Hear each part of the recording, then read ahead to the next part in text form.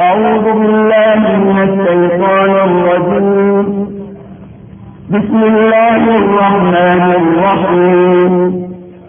شروع کوم د الله جل جلاله په نوم چې رحمان او رحیم دی. الحمد لله رب العالمين. ټول صلاح ستاینه یوازې الله جل جلاله لره ده. الرحمن الرحیم.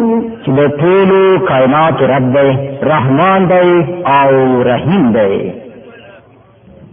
مالک یوم الدین. د جزا د ورځې مالک دی. إياك نعبد وإياك نستعين. موږ همدا ستا عبادت کوو او همدا ستا نه مرسته غواړو. اهدنا الصراط المستقيم. موږ ته سمه لاره وښیه. صراط الذين أنعمت عليهم غير المغضوب عليهم ولا الضالين.